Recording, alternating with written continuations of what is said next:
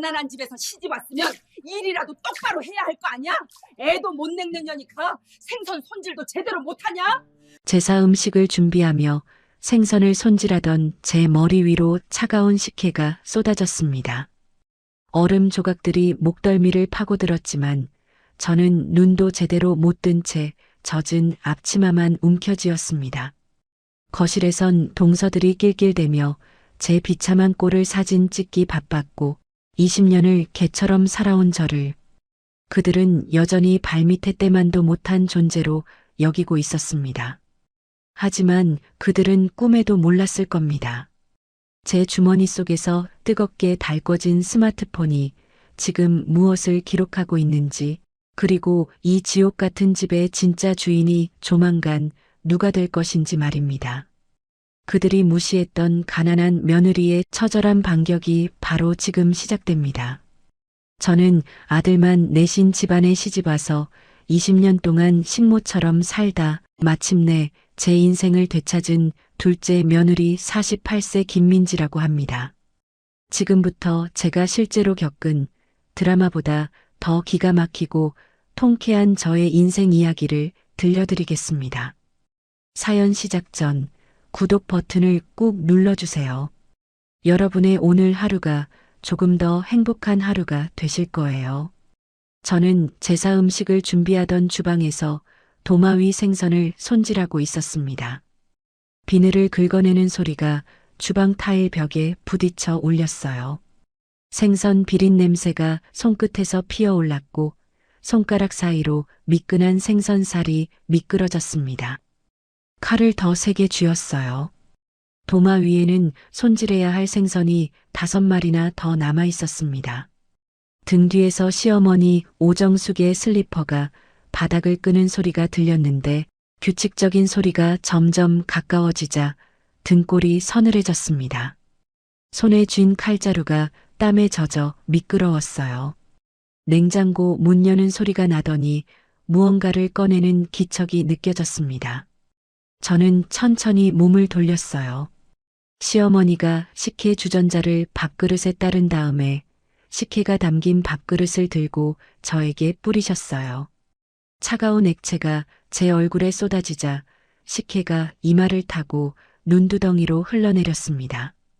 코끝과 입술 사이로 단맛이 느껴지고 얼음 조각들이 목덜미 안쪽으로 파고들었고 차가웠습니다.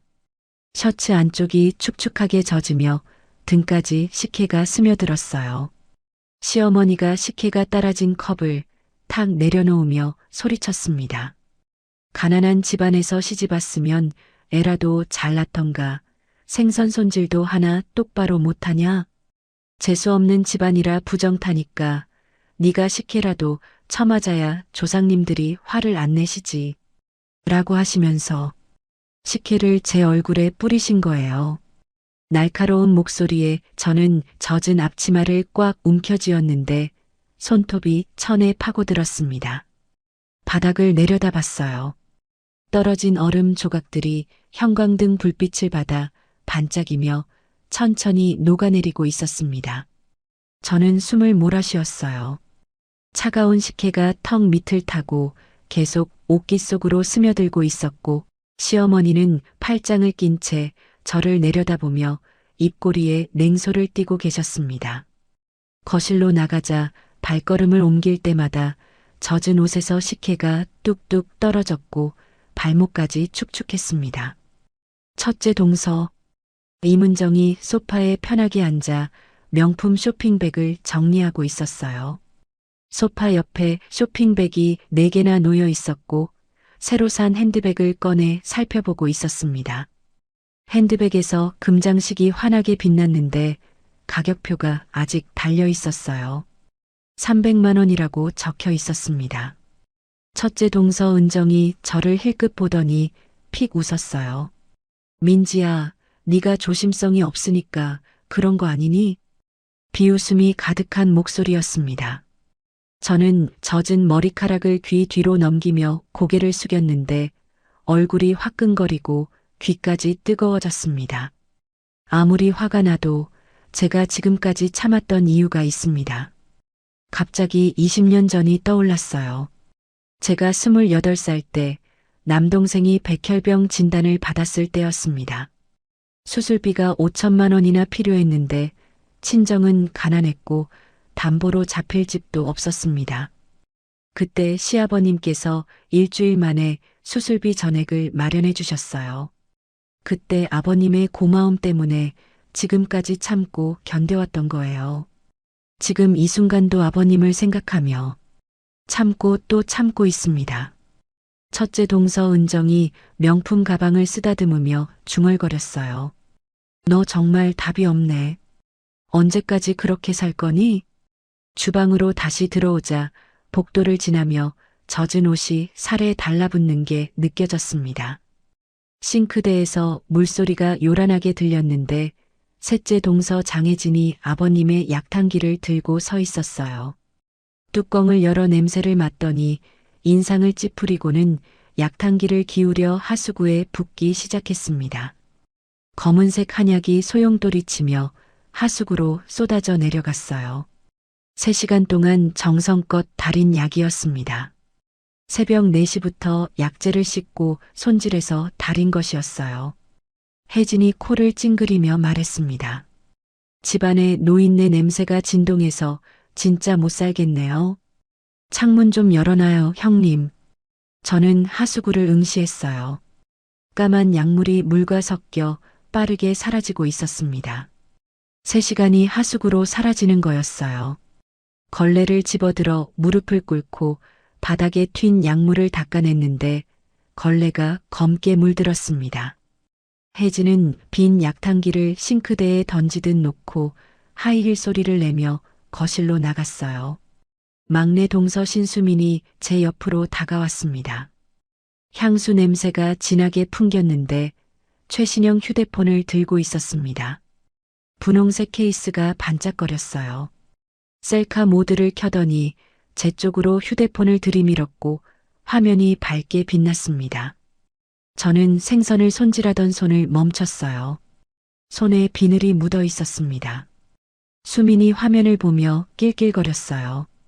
형님은 정말 여자이기를 포기한 것 같아요. 사진 한 장 찍어도 되죠? 플래시가 터졌습니다. 휴대폰 렌즈 속에 비친 제 모습이 보였는데 젖은 머리카락이 이마에 들러붙어 있었고 얼룩진 앞치마를 두르고 맨손으로 생선을 만지던 모습이었습니다. 얼굴에 식혜 자국이 남아 있었어요. 수미는 사진을 몇 장 연속으로 찍으며 화면을 확인하고는 만족스러운 듯 웃었습니다. 이 사진이 어디에 쓰일까요? 거실로 돌아가며 말했어요. 시어머니가 다시 주방으로 들어오셨습니다. 슬리퍼 소리가 점점 가까워졌는데 바닥을 질질 끄는 소리였습니다. 시어머니가 냉장고 앞에 서서 팔짱을 끼고 저를 노려봤어요. 날카로운 목소리가 터져나왔습니다. 내 친정 아버지도 빌어먹는 노인이더니 너도 똑같구나. 돈 한 푼 없는 주제에 시집와서 20년 동안 뭐 했어? 밥만 축내고. 저는 도마를 내리치듯 칼을 놓았는데 칼날이 도마에 부딪혀 둔탁한 소리를 냈고 진동이 손바닥으로 전해지며 손가락 끝이 저렸습니다. 시어머니는 냉장고 문을 벌컥 열어 김치통을 꺼내시더니 뚜껑을 열어 냄새를 맡으셨어요. 제사상에 올릴 나물 반찬도 빨리 챙기라고 하셨는데 목소리가 더 날카로워졌습니다. 한숨을 크게 내쉬시며 거실로 나가셨어요. 안방 쪽으로 시선이 갔습니다. 문이 살짝 열려 있었는데 틈 사이로 불빛이 새어나왔습니다. 문틈 사이로 아버님이 보였어요. 침대 가장자리에 앉아 계셨는데 등을 곧게 펴고 맑은 정신으로 저를 응시하고 계셨습니다. 눈빛이 또렷했어요. 조용히 고개를 끄덕이셨습니다. 한 번, 두 번. 저는 그 눈빛을 마주 봤어요. 아버님의 눈에서 무언가가 전해졌는데 공기의 흐름이 미세하게 바뀌는 것을 느꼈습니다. 아버님은 천천히 방 안으로 몸을 돌리시더니 침대에 누우셨고 문이 조용히 닫혔습니다. 주머니 속 스마트폰이 따뜻했습니다. 손을 넣어 만져봤는데 화면이 켜져 있는 게 느껴졌습니다.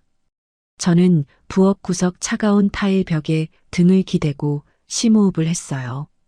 주먹을 꽉 쥐었는데 손톱이 제 손바닥을 파고들어 따끔했습니다.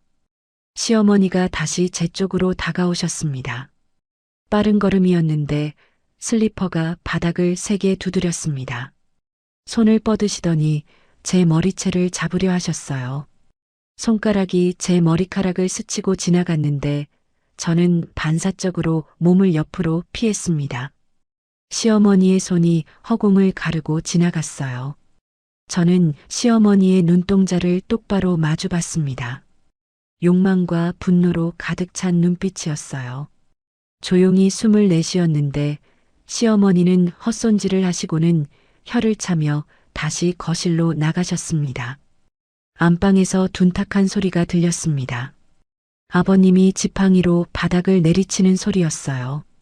쿵!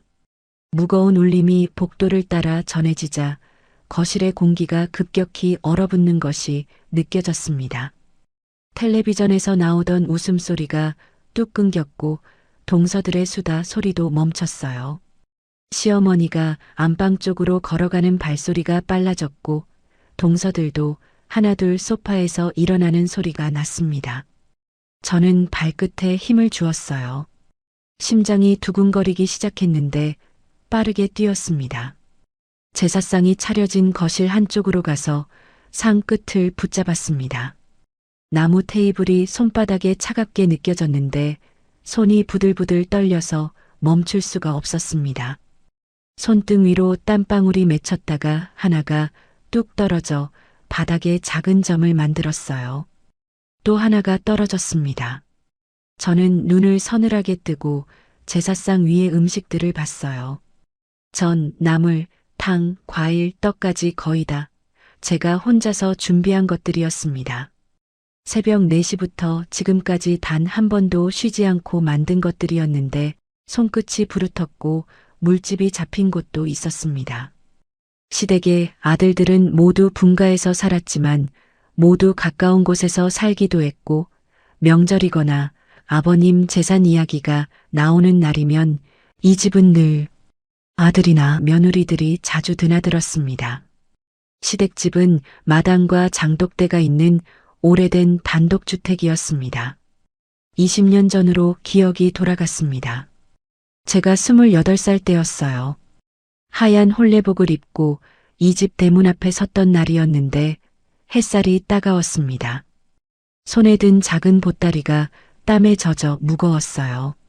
시어머니 오정숙이 현관 앞에 서 계셨는데 얼굴에 불만이 가득했습니다. 손짓으로 보따리를 내놓으라고 하셨어요. 저는 보따리를 시어머니께 건넸습니다. 시어머니가 매듭을 풀고 보따리를 펼쳤는데 안에는 이불 한 채와 베갯모 2개가 들어 있었습니다.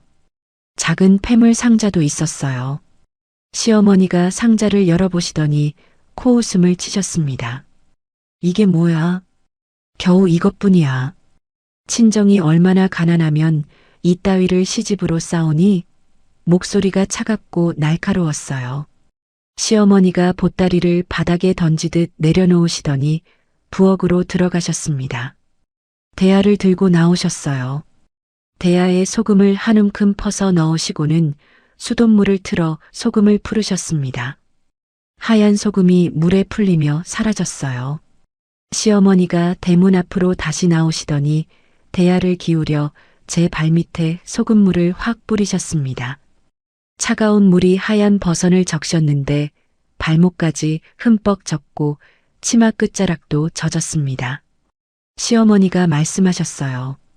부정 타니까 가난하고 재수없는 기운 싹 씻고 우리 집 안으로 들어와.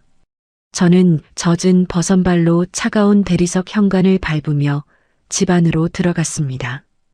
버선에서 물이 뚝뚝 떨어졌어요.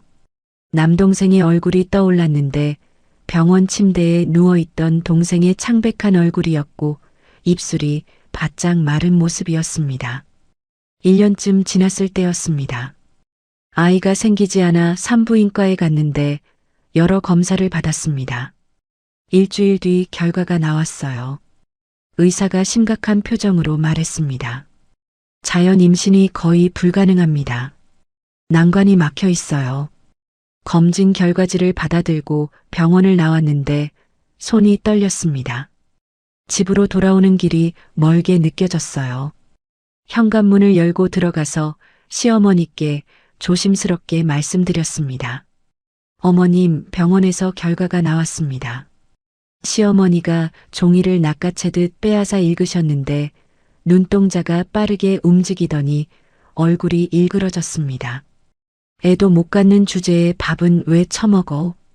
시어머니가 식탁 위 제 밥그릇을 집어들어 부엌 바닥으로 확 밀어내셨습니다. 그릇이 바닥에 떨어져 산산조각 났는데 밥알이 사방으로 튀고 국물도 바닥에 쏟아졌습니다. 깨진 그릇 조각들이 여기저기 흩어졌어요. 저는 무릎을 꿇고 바닥에 흩어진 밥알을 하나씩 주었습니다. 손가락 끝에 밥알이 묻었는데 차가웠습니다. 시간이 지나고 명절이 다가왔습니다. 추석이었는데 동서들이 하나둘 모여들었습니다. 현관문이 열릴 때마다 웃음소리가 들렸어요. 첫째 동서 은정은 비단 한복을 입고 왔는데 금박이 수놓아진 고급 한복이었고 치마가 바람에 살랑거렸습니다. 셋째 동서 혜진은 최신 유행 한복을 입고 있었어요. 분홍색 저고리에 보라색 치마였습니다. 막내 동서 수미는 명품 액세서리를 주르르 달고 왔는데 목걸이, 팔찌, 반지가 반짝거렸습니다. 저는 방으로 들어가 옷장을 열었어요. 3년 전 시집 올 때 입었던 낡은 한복을 꺼냈는데 엷은 노란색 저고리였고 소매가 해져 있었습니다. 치마 끝도 달아 있었어요. 하지만 다른 옷이 없었습니다. 한복을 입고 거실로 나가자 동서들은 소파에 둘러앉아 시어머니 곁에서 과일을 먹으며 웃고 있었습니다. 포도를 집어 먹으며 수다를 떨었어요. 저는 주방으로 가서 앞치마를 두르고 전 부칠 준비를 시작했습니다. 밀가루를 물에 풀고 계란을 풀어 넣었어요. 호박을 썰었습니다. 가스레인지에 불을 켜고 팬에 기름을 두르고는 반죽을 한 국자 떴어요. 지글지글 소리가 났습니다. 기름이 튀어 손등을 대었는데 따끔했고 물집이 잡혔습니다. 하지만 손을 멈출 수 없었어요. 전을 30개는 붙여야 했습니다. 손가락이 점점 부르텄는데 20개를 넘어가자 손목이 아프기 시작했고 부침개를 뒤집는 젓가락을 쥔 손에 힘이 없어졌습니다. 그렇게 전을 뒤집다가 젓가락을 놓쳤어요. 바닥에 떨어졌는데 집어들어 물로 씻고 다시 뒤집기 시작했습니다. 그때 벽에 걸린 아버님의 낡은 정장 사진이 눈에 들어왔어요. 사진 속 아버님은 온화하게 웃고 계셨는데 그 미소를 보니 힘이 났습니다. 어느 날 택배가 왔습니다. 친정 어머니가 보낸 것이었는데 상자를 열어봤습니다. 직접 담근 김치와 된장이 들어 있었어요. 편지도 한 장 들어 있었는데 어머니 글씨였습니다. 민지야, 잘 지내니? 엄마가 정성껏 담갔다. 맛있게 먹어. 편지를 읽는데 눈물이 났습니다. 시어머니가 거실에서 부르셨어요. 뭐가 왔어? 상자를 들고 거실로 나가자 시어머니가 상자를 뜯어보셨습니다.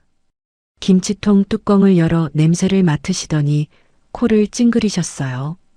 이게 무슨 거지 냄새야? 가난한 집 음식은 냄새부터 다르네. 시어머니가 김치통을 들어 쓰레기통으로 가서 통째로 처박으셨습니다. 된장통도 함께 버리시고는 쓰레기통 뚜껑을 닫으셨어요. 저는 쓰레기통을 바라봤습니다. 어머니가 정성껏 담근 김치가 비닐봉투와 뒤범벅되어 있을 거예요. 그런 시간들이 반복되고 나서 어느덧 몇 년이 흘렀습니다. 시아버님이 치매 판정을 받으셨는데 72세 때였습니다. 기억력이 떨어진다며 병원에 가서 여러 검사를 받으셨어요. 뇌 사진도 찍으셨는데 의사가 진단 결과를 설명했습니다. 초기 치매입니다. 약을 드시면서 지켜봐야 합니다. 집에 돌아온 날이었어요. 아버님이 실수를 하셨는데 바지에 실수를 하신 거였습니다. 안방에서 냄새가 났어요. 동서들이 거실에 있다가 냄새를 맡았는데 은정이 코를 막으며 소리쳤습니다. 으악, 무슨 썩은 오줌 냄새야? 하며 얼굴을 찡그렸어요.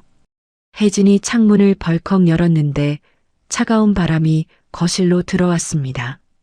수미는 현관 밖으로 나가버렸어요. 문을 쾅 닫는 소리가 났습니다. 저는 안방으로 들어갔는데 아버님이 침대 가장자리에 앉아 계셨습니다. 고개를 푹 숙이고 계셨는데 어깨가 축 처져 있었습니다. 다른 며느리들이 하는 행동과 말소리를 듣고 충격을 받으신 듯 했어요. 저는 그런 아버님께 불편하지 않으시도록 새 속옷도 갖다 드리고 아버님이 씻고 나오시길래 괜찮아지실 거라고 진심으로 위로를 드렸습니다. 제 동생 수술비를 대주시고 저희 집안이 가난해도 항상 저를 친딸처럼 대해주신 아버님이 치매에 걸리셨다는 현실에 저도 마음이 너무 아팠거든요. 그때 아버님이 제 손을 꼭 쥐셨는데 그 손에서 느껴진 악력이 평범하지 않았습니다. 너무 힘이 있었어요. 눈빛도 맑게 빛났습니다. 남편은 버는 게 작아서 생활비도 조금 주고 저도 돈이 필요해서 마트에서 아르바이트를 했어요. 그런데 시어머니가 제가 몰래 마트에서 일하고 있다는 걸 아신 거예요. 아버님 병원비라도 조금 보태드리기 위해서 새벽 5시부터 마트 청소 일을 시작했었는데 한 달에 80만 원을 받았습니다. 그 돈을 모아 아버님 약값에 보탰어요.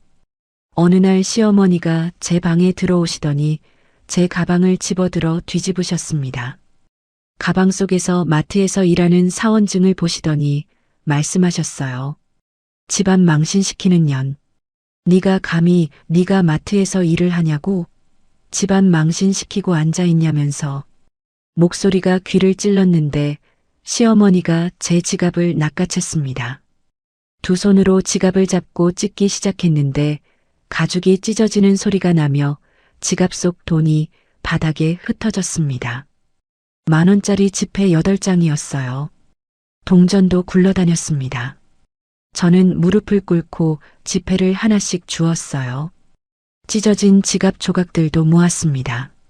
남편 준석도 변했습니다. 결혼 초에는 다정했는데 출근할 때 인사도 하고 퇴근하면 안부도 물었습니다. 하지만 제가 아이를 낳지 못한다는 사실을 안 뒤로 달라졌어요. 말수가 줄었는데 저를 쳐다보지도 않았습니다. 시아버님 간병을 모두 저에게 떠넘기고는 외박을 일삼기 시작했어요. 일주일에 서너 번은 집에 들어오지 않았습니다. 어느 날 밤 아버님 상태가 안 좋아졌는데 열이 나셨습니다. 제가 남편에게 전화를 걸었어요. 여보, 아버님 상태가 안 좋으니 빨리 와줘. 남편이 짜증 섞인 목소리로 대답했습니다. 형들이랑 알아서 해. 나 바빠.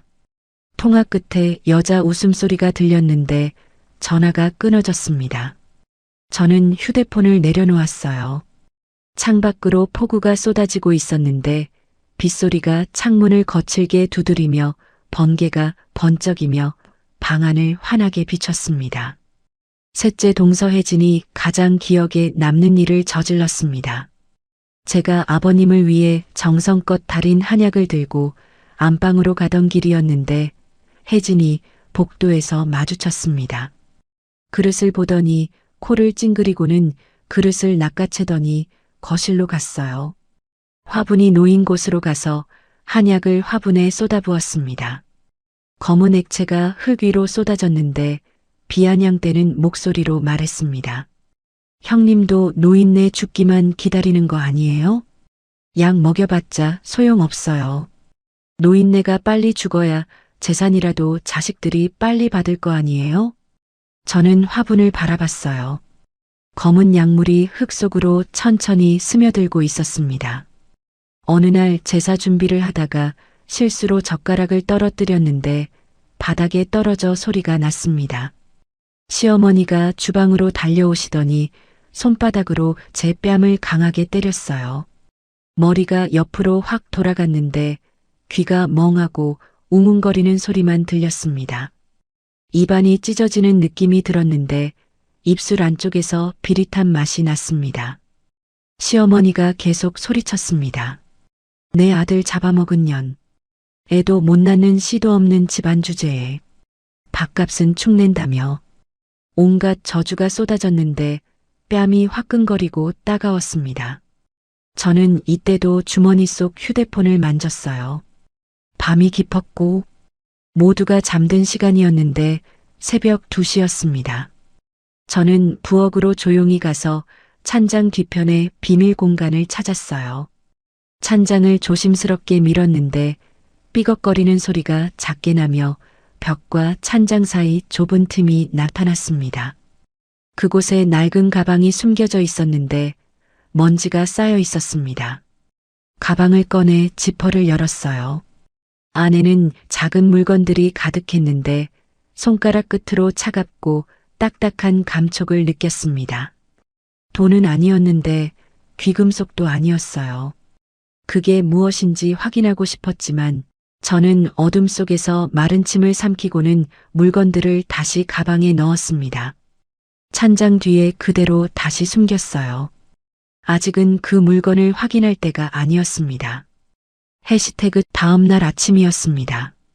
집안은 평소와 다르지 않게 조용했지만 제 안에서는 이미 무언가가 움직이기 시작하고 있었습니다.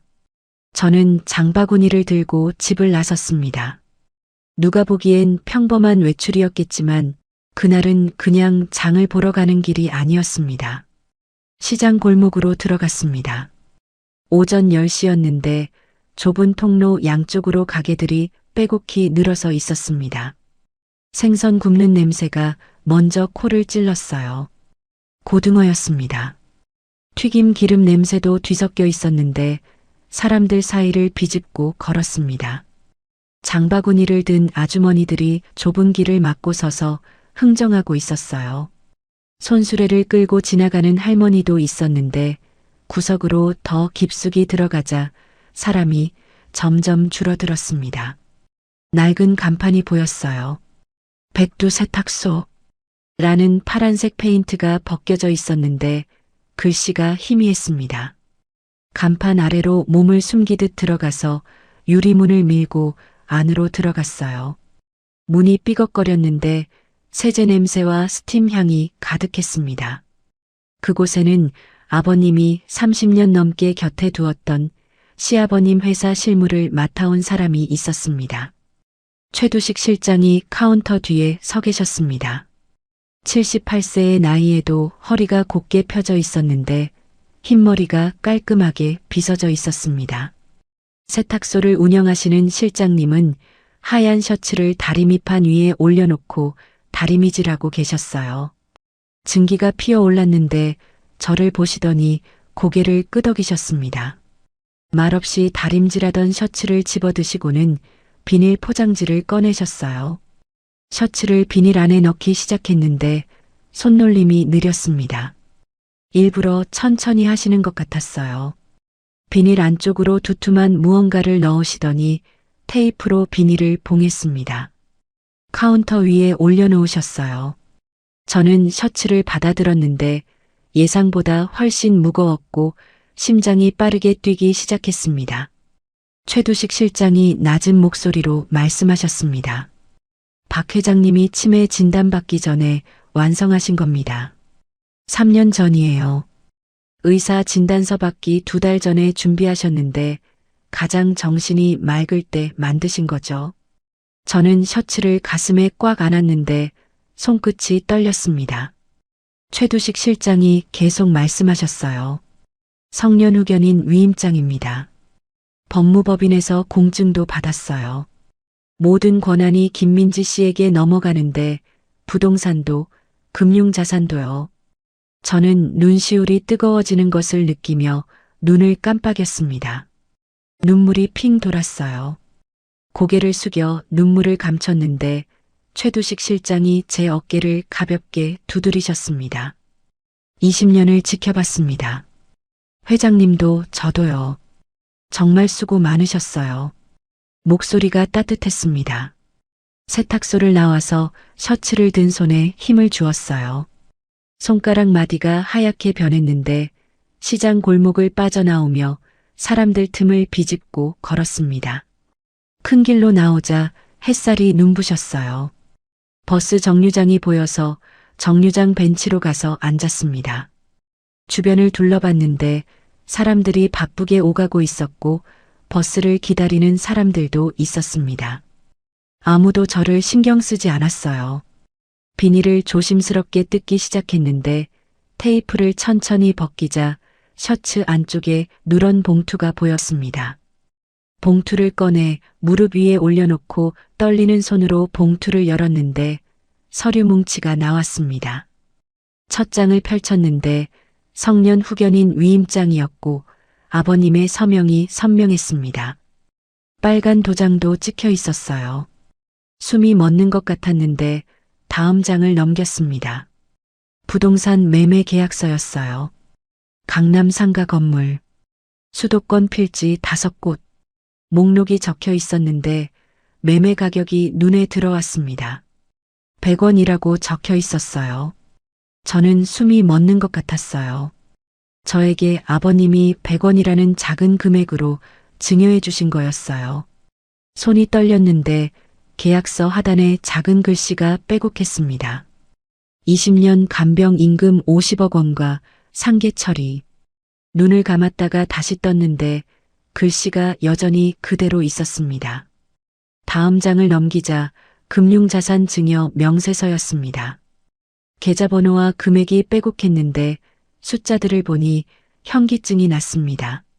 저는 서류를 다시 봉투에 넣고 손으로 꾹 눌러 넣었어요. 가방을 열어 봉투를 밀어 넣었는데 가장 깊숙한 곳에 넣고는 지퍼를 닫았습니다. 집으로 걸어가는 길이었습니다. 천천히 걸으며 모퉁이를 돌아서자 첫째 동서 은정이 앞에서 걸어오고 있었습니다. 명품 매장 쇼핑백을 3개나 들고 있었어요. 에르메스 주황색 쇼핑백이 보였는데 샤넬 검은색 쇼핑백도 있었고 루이비통 갈색 쇼핑백도 들고 있었습니다. 첫째 동서 은정이 저를 발견하고는 걸음을 멈췄어요. 위아래로 저를 훑어보더니 비닐에 쌓인 셔츠를 보고는 픽 웃었습니다. 민지야, 세탁소 다녀오는 길이니. 고생이 많구나. 목소리에 비웃음이 담겨 있었는데 저는 고개를 숙이고 발밑을 봤습니다. 은정의 빨간색 하이힐이 보였어요. 새 구두였는데 하이힐이 제 옆을 지나쳐가며 구두 소리가 경쾌하게 울렸습니다. 딱, 딱, 딱. 점점 멀어졌어요. 저는 고개를 들어 은정의 뒷모습을 봤는데 쇼핑백이 흔들거렸습니다. 저 가방 하나면 동생 약값 한 달치인데 빠른 걸음으로 집 쪽으로 향했습니다. 대문을 열고 들어가서 마당으로 갔어요. 낡은 장독대가 단모퉁이에 놓여 있었는데 주변을 둘러봤습니다. 부엌 창문에서 불빛이 새어나왔는데 시어머니 목소리가 희미하게 들렸습니다. 동서들과 이야기하고 계셨어요. 무릎을 꿇고 장독대 밑을 살폈는데 벽돌 하나가 헐거웠습니다. 전에 표시해 둔 것이었어요. 벽돌을 빼내고 손을 넣어 안쪽을 더듬었는데 깊숙한 공간이었습니다. 먼지가 손에 묻었어요. 가방에서 봉투를 꺼내 그 안에 넣고는 벽돌을 다시 끼워 넣었습니다. 틈새가 보여서 흙을 집어 틈을 메우고 손으로 문질러 자연스럽게 만들었어요. 일어서서 무릎에 묻은 흙을 털어냈습니다. 거실에서 시어머니의 목소리가 들렸습니다. 민지야, 너 또 어디서 비자금 빼돌리냐? 의심 가득한 목소리였는데 저는 아무 대꾸도 하지 않았습니다. 저녁이 되었습니다. 아버님 방으로 가서 문을 2번 노크하고 들어가도 되냐고 여쭤봤어요. 안에서 작은 소리가 들려서 문을 열고 들어갔습니다. 아버님이 침대에 앉아 계셨는데 창밖을 바라보고 계셨습니다. 저녁 노을이 방 안으로 들어왔는데 주황빛이었습니다. 저는 화장실로 가서 대야에 따뜻한 물을 받아왔어요. 온도를 확인했는데 미지근했습니다. 수건도 가져왔어요. 아버님 앞에 무릎을 꿇고 앉아서 양말을 벗겨드렸는데 발이 차가웠습니다. 마른 발을 따뜻한 물에 담그고 발등을 천천히 문질렀어요. 발가락 사이사이도 닦았는데 각질이 손에 느껴졌습니다. 수건으로 물기를 조심스럽게 닦아내고는 아버님의 발바닥을 손바닥에 올려놓았어요. 제 검지손가락을 들었는데 천천히 글자를 쓰기 시작했습니다. 지팡이를 짚은 손에 힘을 주시더니 손가락 마디가 하얗게 변했어요. 고개를 끄덕이셨는데 저는 벽에 걸린 거울을 봤습니다. 거울 속 제 얼굴이 보였는데 낯설었습니다. 차갑고 냉혹한 표정이었어요. 밤이 되었습니다. 모두가 잠든 시간이었는데 자정이 넘었습니다. 저는 이불 속에서 휴대폰을 켜고 화면 밝기를 최소로 낮췄어요. 메시지함을 열었는데 새 문자가 와 있었습니다. 최 변호사였어요. 오후 6시에 온 문자였는데 모든 행정적 조치 완료. 명령만 내리십시오. 문자를 읽었어요. 다시 읽고는 문자를 삭제했습니다. 대화 내역도 삭제하고는 휴대폰을 껐어요. 다음 날 아침이었습니다. 7시였는데 거실에서 소란스러운 소리가 들렸습니다. 주방에서 설거지를 하고 있었는데 시어머니가 급히 안방으로 들어가는 발소리가 들렸습니다. 뭔가를 찾는 소리였어요. 서랍 여는 소리가 요란했는데 옷장 문 여는 소리도 들렸습니다. 시어머니가 복도를 빠르게 걸어왔는데 제 방문이 벌컥 열렸습니다. 저는 설거지하던 손을 멈추고 방으로 갔어요. 시어머니가 제 가방을 집어들고 계셨는데 지퍼를 거칠게 열어 안을 뒤집었습니다. 지갑이 바닥에 떨어졌어요. 휴대폰도 떨어지고 손수건도 떨어졌는데 시어머니가 가방 안감까지 뜯어보며 손으로 구석구석 더듬었습니다. 아무것도 없었어요. 옷장으로 가서 문을 활짝 열어 옷들을 마구 꺼냈는데 옷걸이가 바닥에 떨어졌습니다. 이불장도 뒤지며 이불을 꺼내 흔들었어요. 서랍을 하나씩 열어 안을 뒤집었는데 저는 방문 앞에 서서 무표정하게 지켜봤습니다. 시어머니가 돌아서며 소리쳤어요. 인감도장 어디 갔어? 네가 숨겼지. 얼굴이 붉게 달아올라 있었는데 저는 고개를 저었습니다. 모릅니다. 시어머니가 다시 거실로 나가 집안을 뒤지기 시작했어요. 저는 입꼬리가 살짝 올라가는 것을 느꼈습니다. 저녁 무렵이었습니다. 5시쯤 됐는데 거실에서 남자들 목소리가 들렸습니다. 아들들이 모두 모인 것 같았어요. 아버지 재산 때문에 서로 모인 것 같았습니다. 저는 주방에서 저녁 준비를 하고 있었는데 물을 썰고 있었습니다. 문틈으로 살짝 내다봤어요. 내 아들이 거실 탁자 앞에 둘러앉아 있었는데 탁자 위에 서류 뭉치가 놓여 있었습니다. 큰아들이 펜을 들고 서류를 보고 있었어요. 뭔가를 읽으며 고개를 끄덕이더니 둘째 아들에게 펜을 건넸습니다. 둘째가 서류 맨 아래에 이름을 적었는데 셋째도 받아서 적었고 넷째도 차례로 서명했습니다. 웃음소리가 들렸어요. 큰아들이 말했습니다. 이제 우리가 다 나눠 가지면 돼. 둘째가 대답했어요. 아버지 치매니까 문제 없어. 저는 환풍기 스위치를 켰는데 윙 하는 소리가 주방에 울렸습니다. 소리에 묻혀 중얼거렸어요. 곧 다 빼앗길 거면서. 도마 위 밤을 집어들어 칼로 밤 껍질을 벗기기 시작했는데 껍질이 도마 위에 쌓여갔습니다. 부엌 창문을 봤습니다. 어두운 밖이 유리에 비쳤는데 뭔가가 어른거렸습니다. 그림자 같은 게 보였어요. 저는 칼을 쥔 손을 멈추고 창문 쪽을 돌아봤는데 커튼이 살랑거렸습니다. 바람이 조금 불었어요. 창문을 다시 봤는데 그림자가 사라졌습니다. 바람에 나뭇가지가 흔들린 걸까요? 아니면 누군가 저를 지켜보고 있는 걸까요? 이상한 느낌이 들었는데 하지만 두렵지는 않았습니다. 오히려 안심이 되는 기분이었어요. 제사 당일 아침이었습니다. 새벽 4시에 일어나서 주방으로 갔어요. 제사 음식 준비를 시작했는데 생선을 손질하고 전을 부쳤습니다. 기름이 튀어 손등에 물집이 잡혔어요. 나물을 무쳤는데 시금치, 고사리, 도라지를 각각 양념했습니다. 탕을 끓이자 소고기 육수가 보글보글 끓었어요. 손이 쉴 틈이 없었습니다. 7시가 되어 과일을 깎기 시작했는데 사과, 배, 대추를 정성껏 준비했습니다. 8시에 시어머니가 주방으로 들어오셨습니다. 제사상을 살펴보시며 하나씩 확인하셨어요. 생선 위치를 바꾸시고 나물 그릇도 옮기셨는데 갑자기 제 쪽으로 다가오셨습니다. 손바닥이 제 뺨을 세차게 때렸어요. 머리가 옆으로 확 돌아가며 귀가 울렸습니다. 입안이 찢어지는 느낌이 들었는데 시어머니가 소리쳤습니다. 이번 제사 끝나면 당장 내 짐 싸서 나가. 더 이상 내 꼴 못 봐. 저는 고개를 깊게 숙이고 입가에 흐르는 피를 손등으로 닦았어요. 하지만 가슴속에서 뜨거운 무언가가 끓어오르고 있었습니다. 9시가 되자 동서들은 이미 제 방을 뒤지고 있었습니다. 거실이 시끌벅적했어요.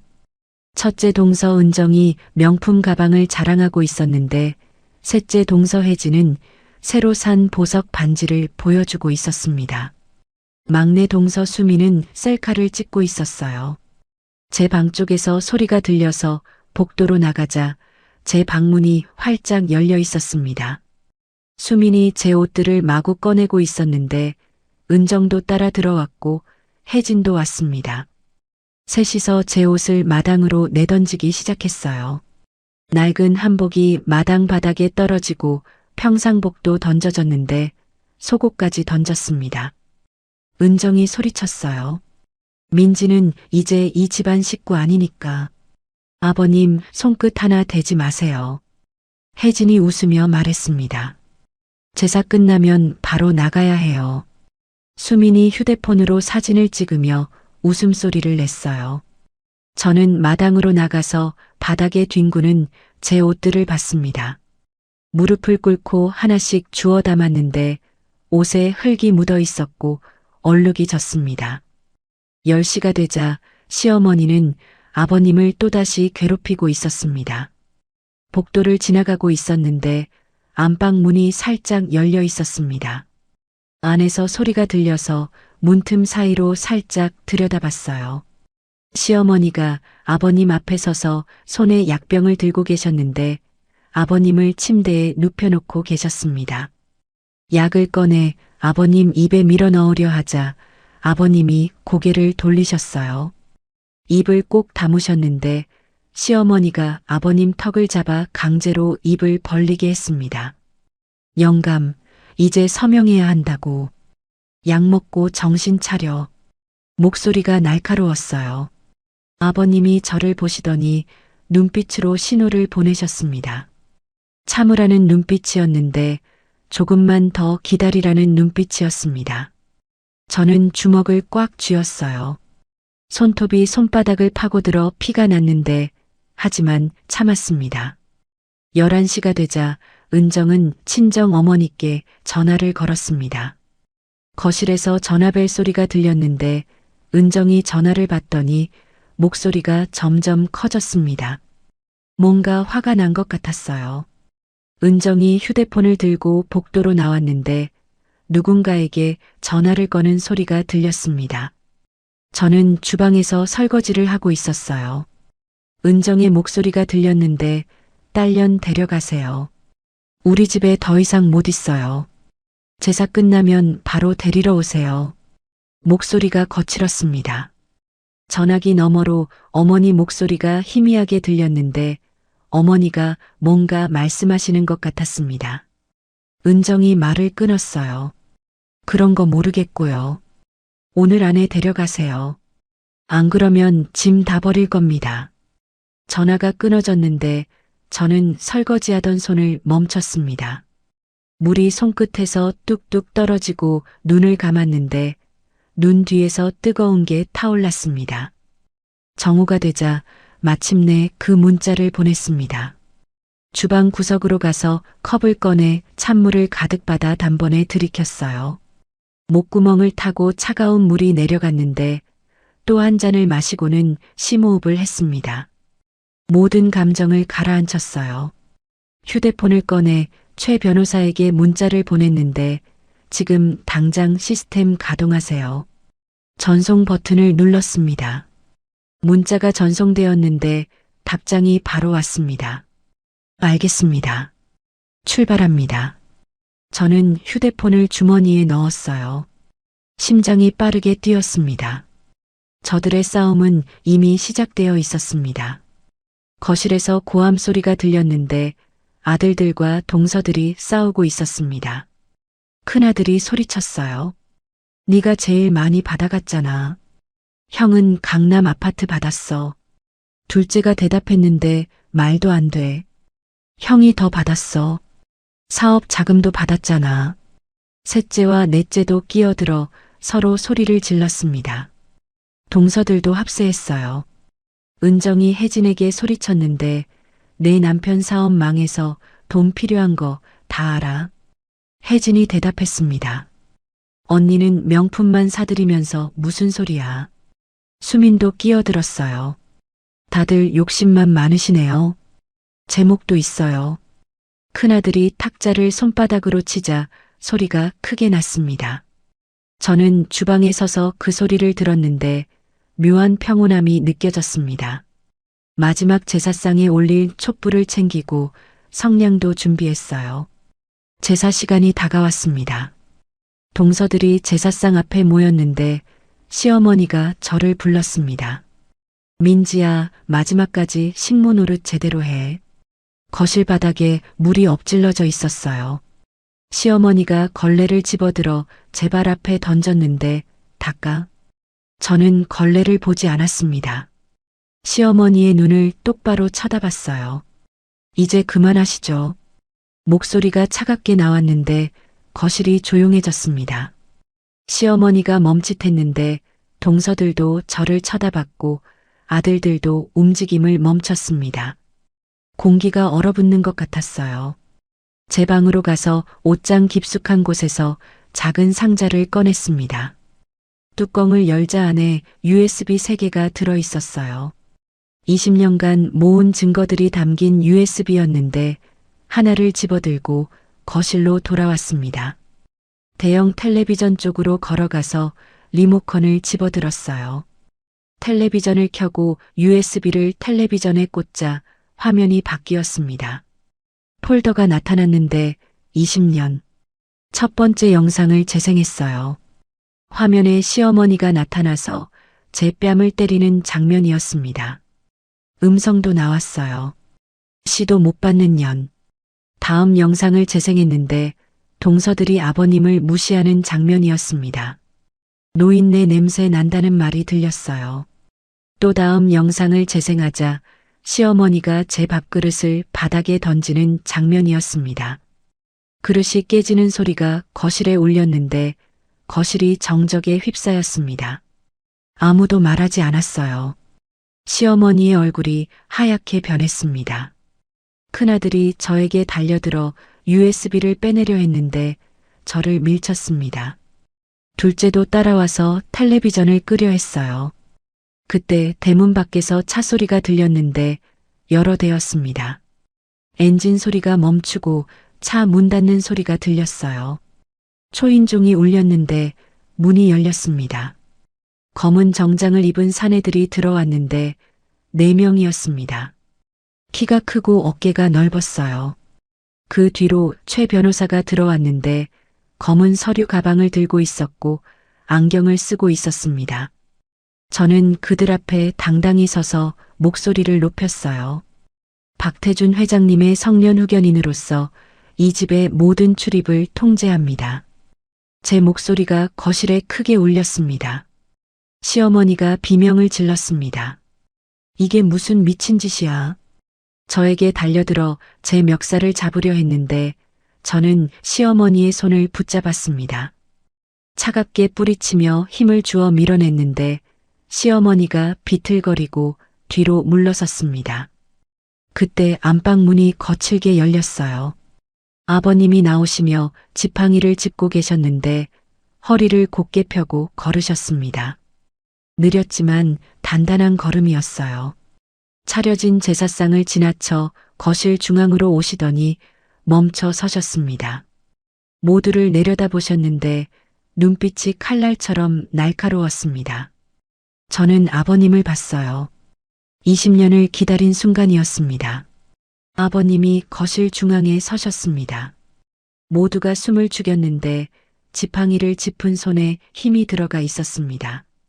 아버님의 눈빛이 한 사람 한 사람을 훑쳤어요. 큰아들을 보시고 둘째를 봤는데 셋째와 넷째도 차례로 봤습니다. 동서들도 보셨어요. 마지막으로 시어머니를 본 뒤 저를 봤는데 눈빛이 따뜻했습니다. 고개를 끄덕이셨어요. 저는 제사상 곁으로 가서 벽시계를 봤는데 초침이 정각을 향해 움직이고 있었습니다. 거실 벽면에 괴종시계가 틱, 택 소리를 내며 무겁게 정각 12시를 향해 달려가고 있었습니다. 거실 중앙에는 제가 새벽 4시부터 비린내와 기름 냄새를 온몸으로 뒤집었으며 차려낸 제사상이 기괴할 정도로 정갈하게 놓여 있었죠. 조금 전 아버님을 기만해 서류에 지장을 찍게 했다고 믿는 상속 서류를 가슴에 품은 큰아들은 비열한 웃음을 흘리며 서류를 흔들었습니다. 이제 이 집도 상가도 다 우리 거야. 침에 걸린 영감탱이 손가락 하나 까딱하면 끝나는 거였는데 왜 진작 안 했나 몰라. 그들의 웃음소리가 거실 타일 벽에 부딪혀 제 귀를 찔러왔습니다. 저는 제사상 곁으로 천천히 다가갔습니다. 손가락 끝은 생선가시에 찔려 피가 맺혔고 전을 붙이다 튀어오른 기름으로 화끈거리고 있었지만 통증조차 느껴지지 않았습니다. 20년 동안 저를 보이지 않는 쇠사슬로 올감했던 이 지긋지긋한 나무상. 저는 그 상을 말없이 내려다보았습니다. 그때였습니다. 거실의 정적을 깨고 요란한 벨소리가 약속이라도 한 듯 사방에서 동시에 터져 나왔습니다. 큰동서 은정, 셋째 혜진, 그리고 막내 수민의 휴대폰이 미친 듯이 진동하기 시작했습니다. 가장 먼저 전화를 받은 은정의 안색이 순식간에 잿빛으로 변했습니다. 뭐, 압류? 은행원 양반, 그게 무슨 소리야? 우리 건물이 왜 압류를 당해? 은정의 남편인 큰 아들이 소리를 지르며 휴대폰을 뺏으려 했습니다. 우리가 방금 서명을 받았는데 소유권이 누구한테 넘어갔다는 거야. 최 변호사가 차가운 안경 너머로 그들을 응시하며 서류 가방에서 두툼한 공증 문서를 꺼냈습니다. 착각이 심하시군요. 여러분이 방금 사기쳐서 받아낸 서류는 법적 효력이 전혀 없는 쓰레기일 뿐입니다. 이미 3년 전 박 회장님께서 정신이 가장 맑으실 때 모든 법적 절차를 마쳤으니까요. 최 변호사의 목소리는 얼음 송곳처럼 날카로웠습니다. 회장님은 성년후견인으로 둘째 며느님인 김민지 씨를 지정하셨고 강남 4억을 포함한 모든 부동산은 20년간의 간병 임금 50억 원과 위자료 명목으로 김민지 씨에게 이미 이전 등기까지 완료된 상태입니다. 한마디로 여러분이 담보로 잡고 수십억씩 받았었던 그 건물들의 진짜 주인은 이제 김민지 씨라는 소리입니다. 순간 셋째 며느리 혜진의 비명이 거실 천장을 찢었습니다. 내 대출금 3억. 오늘 상환 안 하면 살고 있는 집까지 경매로 넘긴대. 여보 어떡해. 혜진의 남편은 멍하니 휴대폰 화면만 바라보다 바닥에 주저앉았습니다. 막내 수민 역시 파랗게 질린 얼굴로 소리쳤습니다. 내 카드. 한도 2억짜리 법인카드가 왜 정지됐다는 거야? 계산이 안 된다고 전화가 왔잖아. 최 변호사가 수민을 벌레 보듯 내려다보며 덧붙였습니다. 그 법인카드의 결제 계좌 역시 회장님 개인 자산에서 집행되던 것이었습니다. 새 주인이신 김민지 씨의 공식적인 요청으로 모든 결제 라인을 폐쇄했습니다. 이제 여러분의 사치와 허영에 들어갈 돈은 이 세상에 단 1원도 존재하지 않습니다. 이럴 리 없어. 이건 다 조작이야. 시어머니가 제 멱살을 잡으려 독을 품고 달려들었지만 거실 대문을 지키던 검은 정장의 사내들이 즉각 그녀를 가로막았습니다. 그 아수라장 속에서 아버님이 지팡이를 들어 올려 거실 바닥을 한번 크게 내리치셨습니다. 쿵 하는 묵직한 울림에 거실의 모든 소음이 단번에 얼어붙었습니다. 아버님은 굽었던 허리를 꼿꼿이 펴고 한 걸음 앞으로 나오셨습니다. 그 눈빛은 초점을 잃은 치매 노인의 것이 아니라 수만 명이 직원을 호령하던 냉철한 회장의 위엄 그대로였습니다. 최 변호사가 계속 말했습니다. 3년 전 박태준 회장님께서 정신이 온전히 맑을 때 모든 법적 조치를 완료하셨는데 성년후견인 위임장이 공증되었습니다. 부동산은 100원 매매 계약으로 김민지 씨에게 이전되었어요. 금융자산은 증여 처리되었는데 모두 합법적인 절차입니다. 이 일을 제기하실 수 없어요. 은정이 소리쳤습니다. 말도 안 돼. 치매 걸린 사람이 무슨 계약을 해. 최 변호사가 차갑게 대답했어요. 치매 진단 2개월 전에 이미 모든 절차가 끝났습니다. 의사소견서도 있어요. 회장님은 그때 정신이 온전히 맑으셨습니다. 은정이 저에게 달려들었습니다. 형님이 아버님을 꼬드긴 거잖아. 이 여우 같은 년. 저는 은정을 밀쳤는데 냉정하게 밀어냈습니다. 은정이 바닥에 넘어져 엉덩방아를 찧었어요. 저는 바닥에 쓰러진 은정을 내려다봤는데 20년 전 혼례날이 떠올랐습니다. 시어머니가 제 발밑에 소금물을 뿌리던 날이었어요. 부정한 기운 싹 씻고 들어와 차가운 소금물이 버선을 적시던 순간이었는데 제가 바닥에 무릎 꿇고 밥알을 줍던 날도 떠올랐습니다. 제가 걸레로 바닥을 닦던 날들이었어요. 냉소가 입가에 걸렸습니다. 아들들이 아버님 앞으로 갔습니다. 큰아들이 먼저 무릎을 꿇었는데 아버지, 제발 이러지 마세요. 우리가 잘못했어요. 둘째가 따라 바닥에 엎드렸어요. 아버지 잘못했습니다. 용서해 주세요. 다시는 안 그럴게요. 셋째와 넷째도 함께 주저앉았는데 네 아들이 모두 아버님 앞에서 애원했습니다. 살려주세요. 이러지 마세요. 목소리가 거실 가득 울려 퍼졌어요. 저는 그들을 봤는데 눈물이 흘러내리고 있었습니다. 하지만 그 눈물이 진심이 아니라는 걸 알았어요. 오직 돈을 향한 눈물이었는데 자신들이 잃은 재산을 향한 눈물이었습니다. 저는 단 한 점의 동정심도 느끼지 않았어요. 차가운 시선을 유지했습니다. 시어머니가 소리쳤습니다. 이건 꿈이야. 꿈이라고. 손으로 자신의 머리채를 쥐어뜯었는데 머리카락이 손가락 사이로 빠져나왔습니다. 이럴 리 없어. 이럴 리 없다고.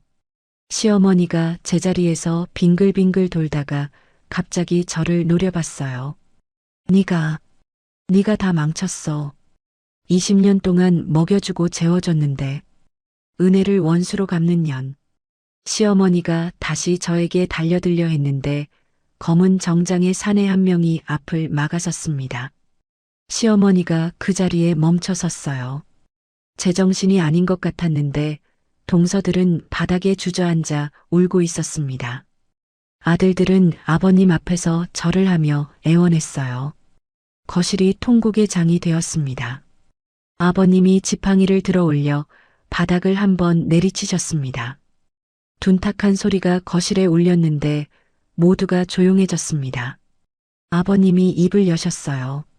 목소리가 낮고 단호했습니다. 너희는 내 가족이 아니었다.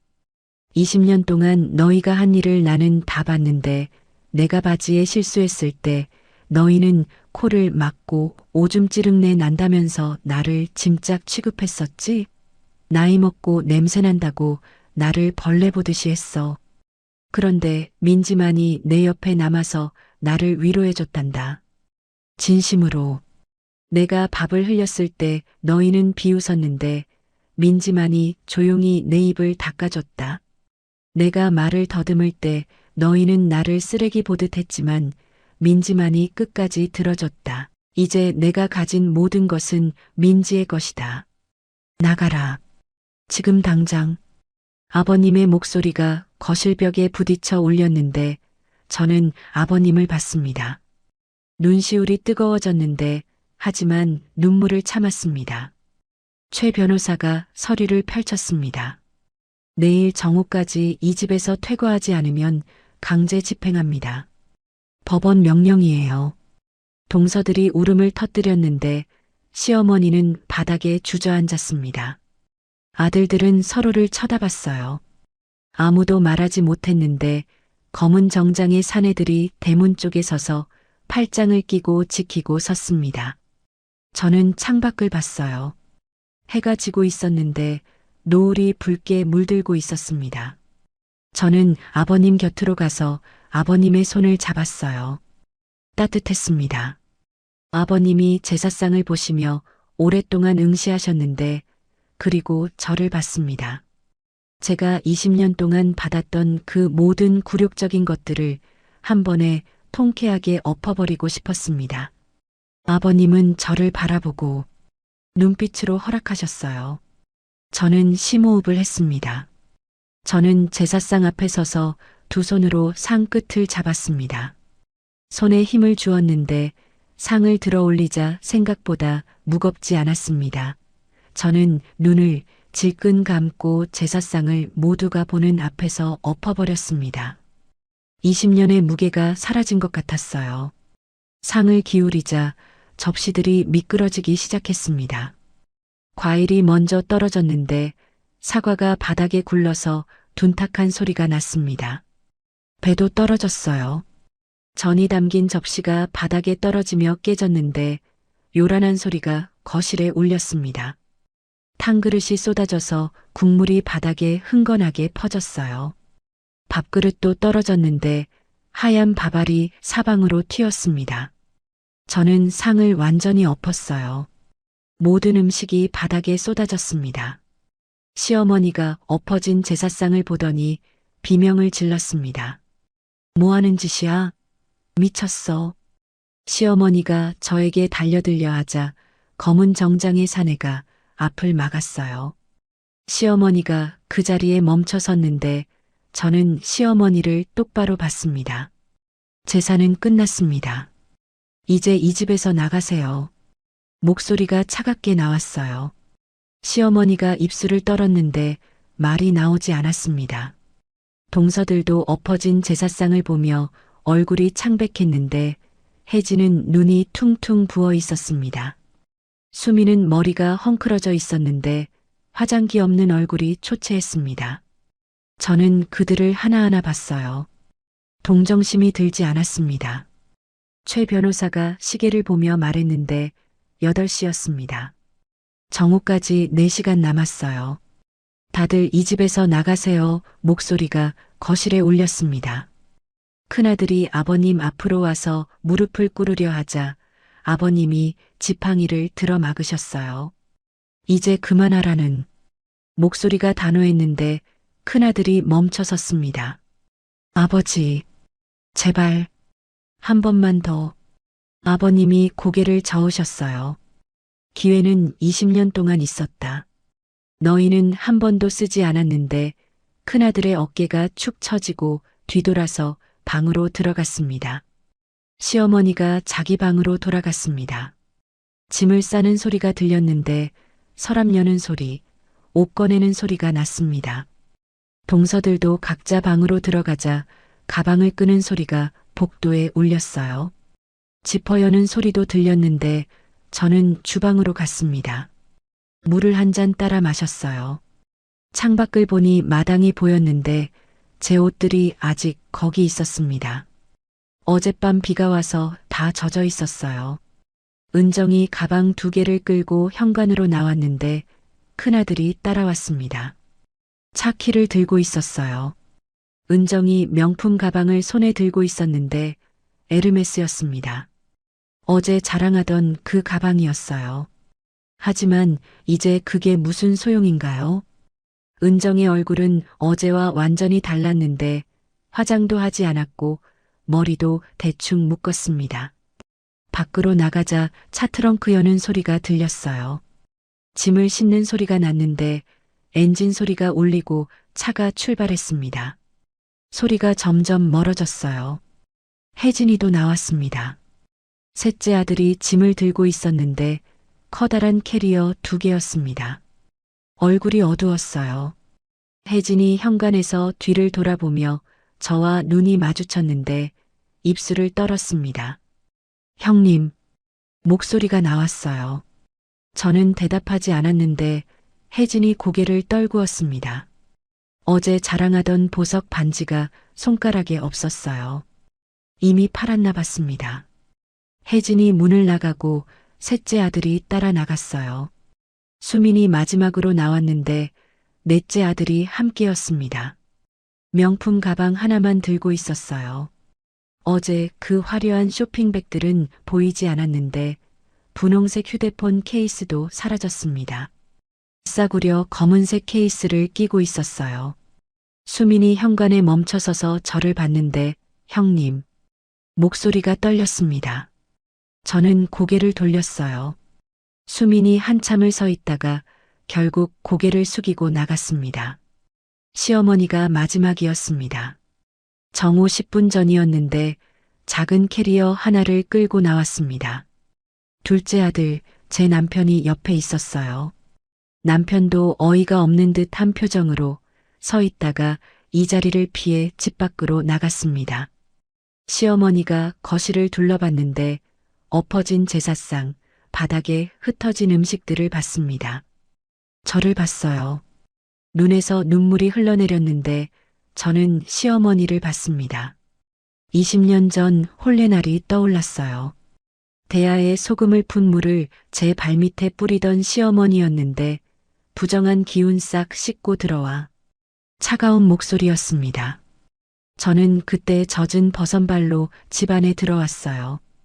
20년이 흘렀는데 이제 시어머니가 쫓겨나가는 거였습니다. 시어머니가 입을 열었는데 목소리가 나오지 않았습니다. 그냥 문 쪽으로 걸어가며 슬리퍼 소리가 바닥을 질질 끌렸어요. 현관문이 열리고 시어머니가 나갔는데 문이 닫혔습니다. 한바탕 난리가 나고 난 뒤에 집은 조용해졌습니다. 검은 정장의 사내들도 나가고 최 변호사도 나갔는데 아버님과 저만 남았습니다. 저는 거실 바닥을 봤어요. 엎어진 음식들이 여기저기 흩어져 있었는데 바닥이 엉망이었습니다. 저는 무릎을 꿇고 바닥에 떨어진 밥알을 주었어요. 하나씩 손으로 집었는데 20년 전에도 이렇게 했었습니다. 하지만 지금은 달랐어요. 누가 시켜서 하는 게 아니었는데 제가 선택한 것이었습니다. 아버님이 제 곁으로 오셨습니다. 지팡이를 짚고 천천히 걸으시더니 제 옆에 무릎을 꿇으셨어요. 놀랐습니다.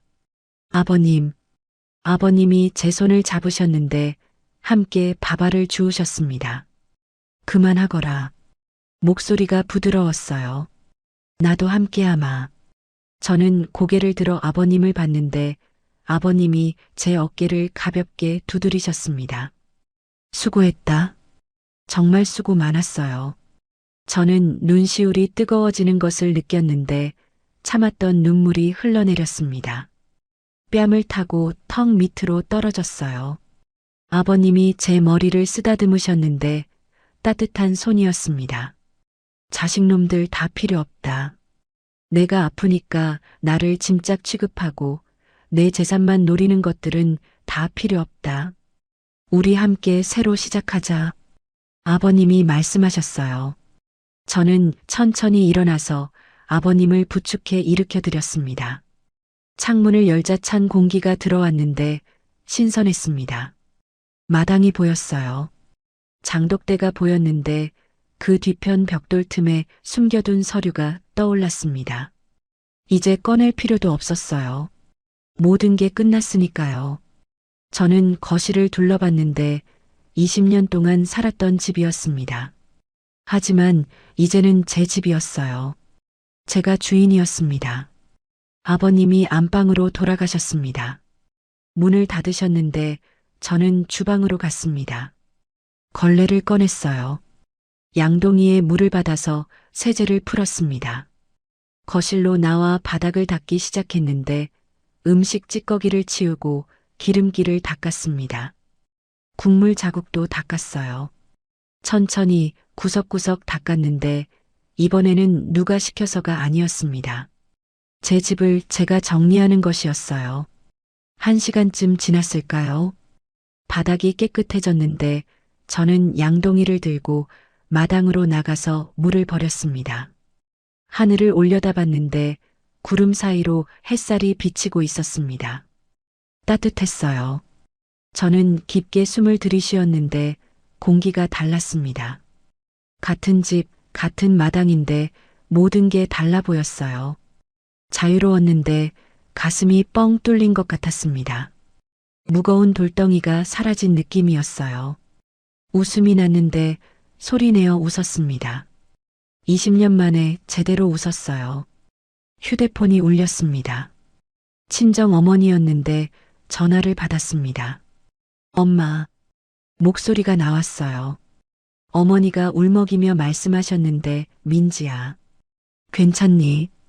어제 전화 받고 밤새 잠을 못 잤다. 저는 눈물이 또 났습니다. 괜찮아요, 엄마. 이제 다 끝났어요. 어머니가 한참을 우셨는데 전화기 너머로 아버지 목소리도 들렸습니다.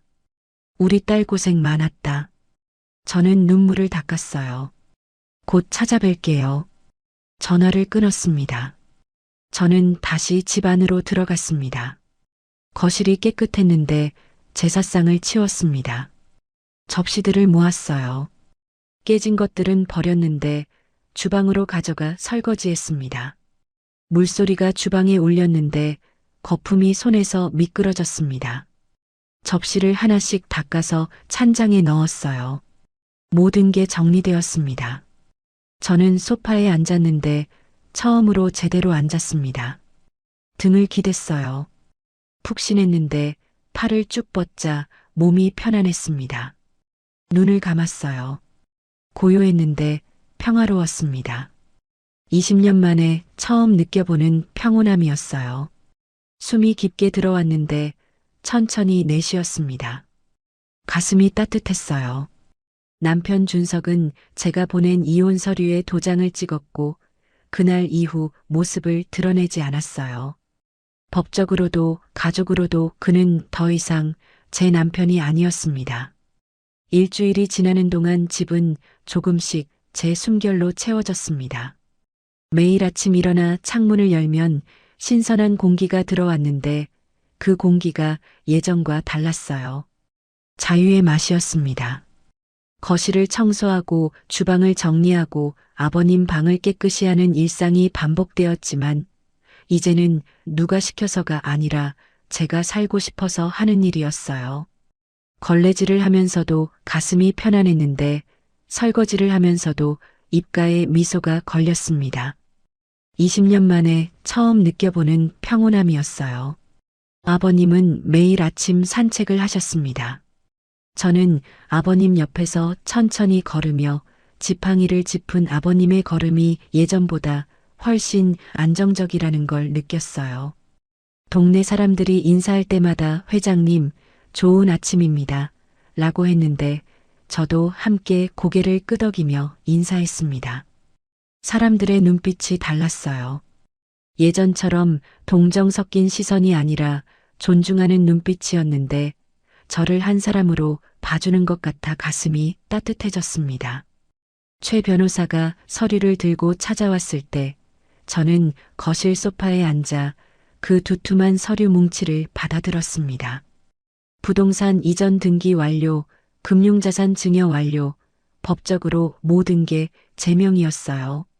종이의 무게가 아니라 책임의 무게가 손에 느껴졌습니다. 축하드립니다, 회장님. 최 변호사가 말했을 때 그 호칭이 낯설었지만 거부하고 싶지 않았어요. 이제 제가 져야 할 짐이었으니까요. 친정 부모님께 전화를 걸어 오늘 찾아뵙겠다고 말씀드렸는데 어머니 목소리가 밝게 울렸습니다. 아버지 목소리도 들렸어요. 우리 딸 잘했다. 그 한마디에 눈물이 핑 돌았는데 20년 동안 친정에 한 번도 제대로 가지 못했습니다. 시어머니가 허락하지 않았으니까요. 이제는 달랐어요. 제가 원하면 언제든 갈 수 있었습니다.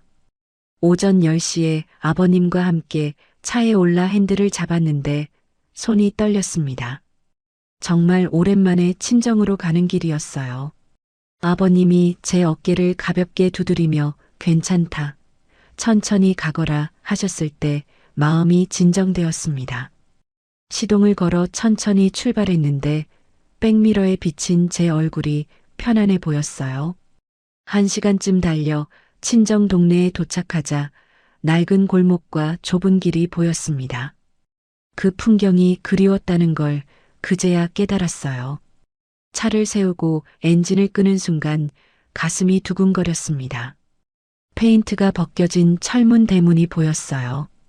아버님과 함께 차에서 내려 대문을 두드렸는데 안에서 발소리가 급하게 달려오는 게 들렸습니다. 문이 열렸어요.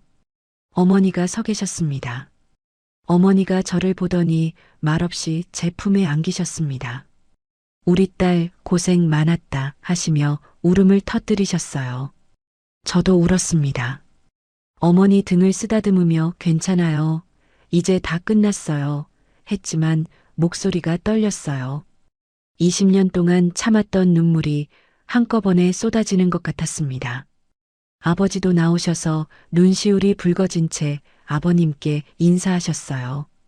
사돈어른 오셨습니까? 아버님이 고개를 끄덕이시며 함께 안으로 들어갔습니다. 거실이 작았지만 깨끗했습니다. 어머니가 내오신 따뜻한 보리차를 한 모금 마시니 구수한 맛이 입안에 퍼졌어요. 집 맛이었습니다. 어머니가 제 손을 꼭 잡으며 많이 힘들었지 하셨을 때 고개를 끄덕일 수밖에 없었어요. 이제 괜찮아요. 그렇게 말했지만 어머니는 눈물을 닦으셨습니다. 점심 식탁에 오른 소박한 음식들을 보며 가슴이 뭉클해졌습니다. 된장찌개에서 피어오르는 김이 따뜻했는데 어머니가 직접 담근 배추김치가 접시에 담겨 있었습니다. 그 빨간 빛깔이 선명했어요. 시금치나물, 콩나물, 멸치볶음이 작은 접시들에 담겨 있었는데 밥을 한 술 떠서 입에 넣는 순간 눈물이 났습니다. 어머니 손맛이었어요. 20년 동안 먹지 못했던 친정 밥이었습니다. 된장찌개를 한 숟가락 떠서 입에 넣었는데 구수하고 깊은 맛이었습니다. 시어머니가 만든 된장찌개는 늘 짰는데 어머니 된장찌개는 달았어요. 천천히 먹어라. 아무도 뺏어가지 않는다. 아버지가 말씀하셨을 때 그제야 제가 얼마나 빨리 먹고 있었는지 깨달았습니다. 20년 동안 몸에 밴 습관이었어요. 젓가락을 내려놓고 숨을 고른 뒤 다시 천천히 밥을 떴습니다. 김치 한 조각을 집어 입에 넣자 아삭한 소리가 입안에서 났어요. 살아있다는 느낌이었습니다. 식사 후 어머니와 함께 뒷산 오솔길을 걸었습니다. 어머니가 제 손을 잡으며 민지야, 이제 어떻게 할 거니? 물으셨어요. 저는 하늘을 올려다봤습니다. 구름이 천천히 흘러가고 있었어요. 아버님 모시고 잘 살 거예요. 그리고 제가 하고 싶은 일을 찾아볼 거예요. 말하면서도 아직 확신이 서지 않았지만 어머니가 고개를 끄덕이며 그래, 내 인생을 살아라. 이제는 하셨을 때 가슴속 깊은 곳에서 무언가가 단단해지는 것을 느꼈습니다. 저녁 무렵 친정을 나설 때 어머니가 손수 담근 김치와 된장을 싸주셨습니다. 그걸 받아들고 감사합니다 했을 때 어머니가 저를 꼭 안으며 자주 와라 하셨어요. 네, 꼭 올게요. 아버님도 인사하셨습니다. 사돈어른 건강하십시오. 차에 올라 백미러로 친정 대문을 보니 어머니가 손을 흔들고 계셨는데 그 모습이 점점 작아지는 게 아쉬웠습니다. 집으로 돌아오는 길에 노을이 하늘을 붉게 물들이고 있었습니다. 아버님이 좋은 부모님을 두었구나 하셨어요. 네, 감사한 분들이에요. 대답하면서 목이 메었습니다. 아버님이 창밖을 보시며 나도 이제 민지 아버지가 되어야겠다 하셨을 때 저는 아버님을 봤어요. 눈시울이 뜨거워졌습니다. 이미 그러셨어요. 20년 동안요. 그렇게 말했을 때 아버님이 제 손을 꼭 쥐셨습니다. 집에 도착해 짐을 풀고 저녁을 간단히 먹은 뒤 아버님과 함께 거실에 앉아 차를 마셨습니다. 아버님이 회사 이야기를 꺼내셨어요. 민지야, 회사 경영이 처음이지? 저는 고개를 끄덕였습니다. 아버님이 천천히 말씀하셨어요. 처음부터 모든 걸 혼자 하려 하지 마라. 임원들을 믿고 맡겨라. 네가 할 일은 큰 방향을 정하는 것이며 50명의 직원이 있는데 그들은 모두 가족이 있고 생계가 있다. 그걸 잊지 마라. 저는 아버님의 말씀을 가슴에 새겼어요. 네, 명심하겠습니다. 아버님이 제 어깨를 두드리며 넌 할 수 있다 하셨는데 그 말이 큰 힘이 되었습니다. 다음 날 아침 최 변호사에게서 이메일이 왔습니다. 회사 관련 서류였어요. 아버님 회사가 3개 있었는데 부동산 관리 회사, 건설 회사, 투자 회사였습니다. 직원이 총 50명이었는데 그 숫자를 보는 순간 숨이 막혔습니다. 50명의 생계가 제 손에 달려있다는 게 실감났어요. 서류를 하나씩 읽으며 회의를 잡아야겠다고 생각했는데 최 변호사에게 전화를 걸어 임원회의 일정을 잡았습니다. 모레 오전이었어요. 이틀 후면 저는 회장으로서 그들 앞에 서야 했습니다. 옷장을 열었을 때 낡은 옷들이 걸려 있는 걸 보며 이제는 안 되겠다고 느꼈습니다. 회장으로서 입을 옷이 필요했어요. 처음으로 제 돈으로 제 옷을 사러 가는 거였는데 가슴이 두근거렸습니다. 오후에 백화점 여성복 매장에 들어서는 순간 화려한 조명과 고급스러운 향기가 저를 압도했습니다. 어떤 걸 찾으세요? 직원이 다가왔을 때 회의용 정장이요 하고 대답했는데 목소리가 생각보다 당당하게 나와서 스스로 놀랐어요. 직원이 여러 벌을 보여줬습니다. 검은색 정장을 먼저 입어봤는데 거울을 보니 너무 무거워 보였어요. 회색 정장은 세련되었지만 제 피부색과 어울리지 않았습니다. 남색 정장을 입었을 때 거울 속 제 모습이 달라 보였어요. 단정하면서도 부드러웠습니다. 직원이 말했어요. 정말 잘 어울리세요. 저는 다시 거울을 봤는데 낯선 여자가 서 있었습니다. 단정하고 당당한 여자였어요. 그게 저였습니다. 다른 스타일도 입어봤는데 스커트 정장, 원피스 정장, 바지 정장까지 여러 벌을 입어보며 거울 앞에서 이리저리 돌아봤습니다. 48세의 저였고 20년을 버텨낸 저였고 이제 새로 시작하는 저였어요. 결국 남색 정장 2벌과 회색 정장 1벌을 골랐습니다. 집으로 돌아와 새 옷들을 옷장에 나란히 걸어놓고 거울 앞에 섰습니다. 제 모습이 달라 보였어요. 같은 사람인데 다른 사람 같았습니다. 아니, 원래 이런 사람이었는데 20년 동안 숨어 있었던 걸지도 모르겠다고 생각했어요. 밤이 되어 침대에 누웠는데 잠이 오지 않았습니다. 천장을 바라보며 모레 있을 회의를 생각했어요. 임원들이 저를 어떻게 볼까요? 인정해 줄까요? 아니면 무시할까요? 아버님 말씀으론 갑자기 튀어나온 며느리가 회사를 경영한다고 하면 당황할 텐데 아버님을 신뢰하는 직원들이라서 저를 믿고 잘 따라 줄 것이라고 걱정하지 말라고 했어요. 가슴이 두근거렸는데 긴장되었습니다. 하지만 두렵지는 않았어요. 20년을 버텼는데 회의 하나 못할까요? 저는 설레는 마음으로 눈을 감았습니다. 거울 속 제 모습을 떠올렸는데 남색 정장을 입은 당당한 여자였습니다. 나는 할 수 있다. 그렇게 속으로 되뇌며 천천히 잠에 들었어요. 회의 당일 아침이었습니다. 새벽부터 잠이 깼는데 긴장 때문이었어요.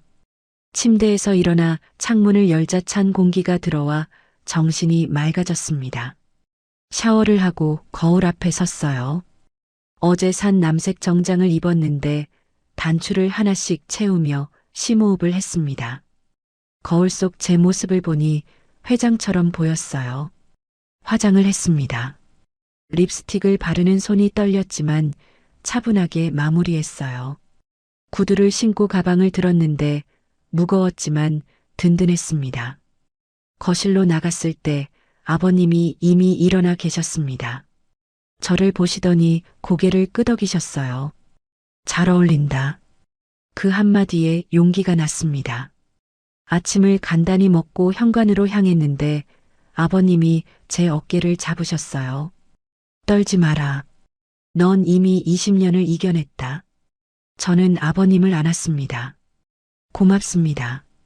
차에 올라 시동을 걸고 핸들을 잡은 손에 힘을 주며 천천히 출발했어요. 회사는 강남에 있었습니다. 고층 건물이었어요. 주차장에 차를 세우고 엘리베이터를 탔는데 거울에 비친 제 모습이 떨리고 있었습니다. 10층에서 내렸어요. 회의실 앞에 섰는데 문 너머로 목소리들이 들렸습니다.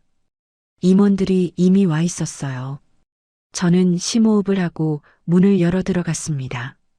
회의실이 조용해졌습니다. 5명이 임원이 저를 봤는데 모두 중년 남자들이었어요. 놀란 표정들이었습니다. 저는 상석으로 걸어가서 의자를 빼고 앉았어요. 안녕하세요. 새로 취임한 김민지입니다. 목소리가 떨리지 않게 하려고 애썼는데 생각보다 단단하게 나왔습니다. 임원들이 서로를 쳐다봤어요. 최 이사가 먼저 입을 열었습니다. 회장님, 회사 경영 경험이 있으신지요?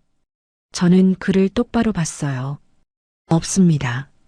하지만 배울 준비가 되어 있습니다. 솔직하게 말했는데 박상무가 비웃는 듯한 표정을 지었습니다. 경험도 없이 어떻게?